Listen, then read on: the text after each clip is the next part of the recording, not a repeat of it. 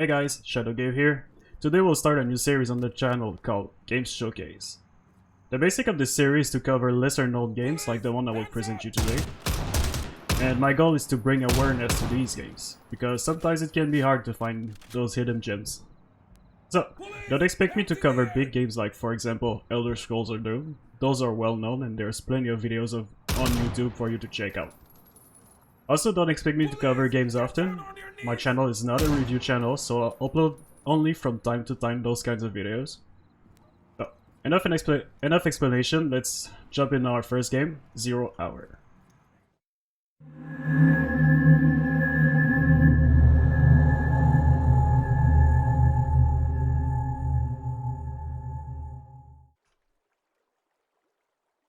If you're like me and miss the good old days of tactical shooters like the first 3 Rainbow Six or the Swat game series, then you're in for a treat. 0 Hour is a game where you'll play as a police officer in Bangladesh, hunting down terrorists and other dangerous people. There are 2 modes of gameplay, PvP and PVE.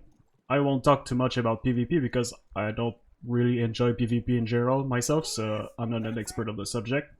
But basically, for the PvP part, it's a lot like Rainbow Six Siege, where you play a 5v5 game with different objectives like hostage rescue, bomb defusal, or team deathmatch. People seem to enjoy it a lot. There's a Discord server where you can easily find people to play with, and everyone seems to be enjoying it. I don't see any like negative things about it. And then there's a PVE mode, in which you play as a counter-terrorist officer, English please, and you complete different missions. You can have hostage rescue, bomb defusal, secure evidence, and of course, bring order to chaos, which means neutralize the threat. This mod can be played solo, or up to 5 players together, and that's where I'll spend all of my time. Now let's talk about the different pros and cons of this game. I will name them out, and then I'll give an explanation on it. Let's start with the pros. The gun sounds are insane, so we'll talk about it afterwards. There's different mechanic at play. It's not only about shooting bad guys. The AI can be intelligent at times. The props change every time you play, gives a lot of replayability. The game is hard and really tense. It's a slow and thoughtful game.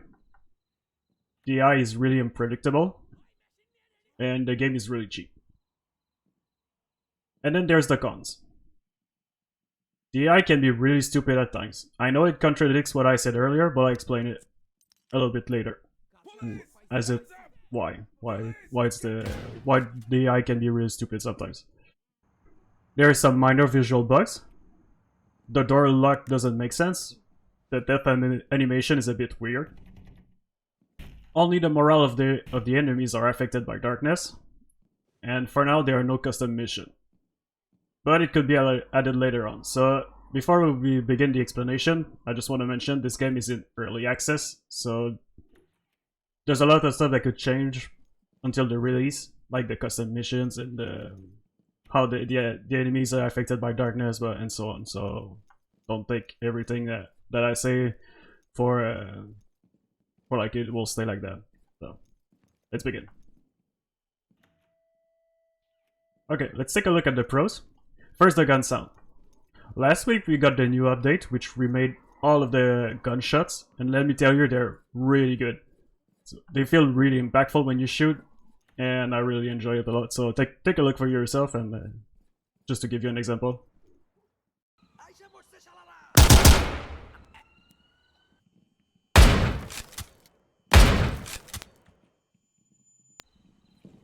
Police! Hands in the air!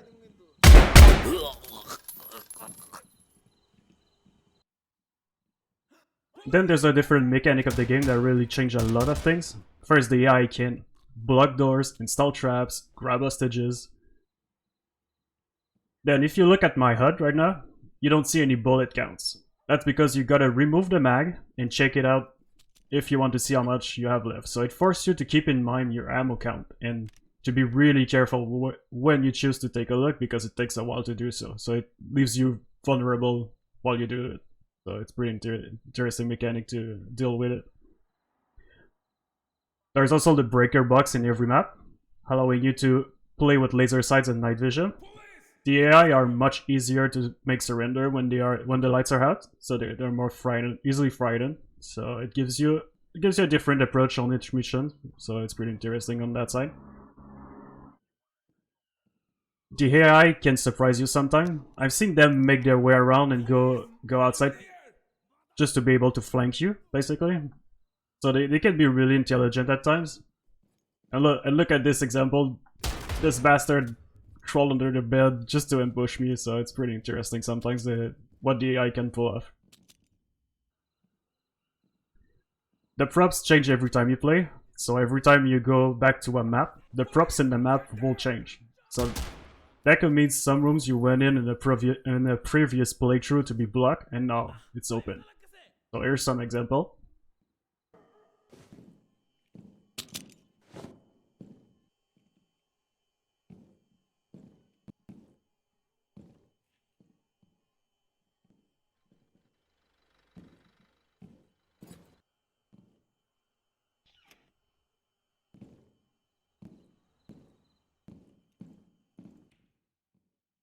As you can see, 2 playthrough, back to back, different position of props.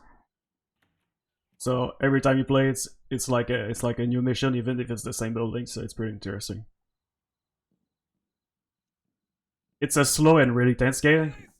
The AI can be really brutal, so you need to use a speed mechanic that it's on the bottom left of the screen. You see the little red dots. That's your speed.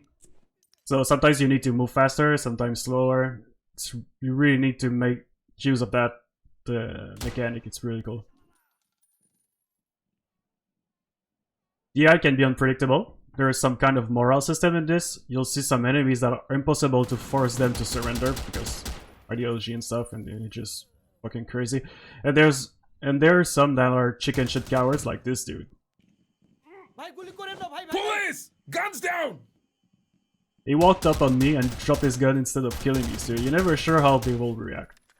And finally, the price of this game is really dirt cheap. It's $14 Canadian dollar, and for a game with that quality, it's amazing.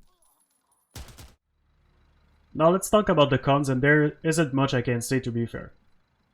Let's talk about the AI first, because some of them are really brain dead. I know it contradicts like when I said earlier that they are pretty intelligent, but sometimes they can be really stupid. So it happens mostly when they're standing near a corner or in a doorway. For some reason you can say, "Drop your weapon," and they don't seem to compute what you said, or even that you're here, for that matter. So it happens from time to time, but I don't think it's a big deal. Just move slowly towards him and keep repeating, and eventually will drop his weapon or shoot at you, for that matter.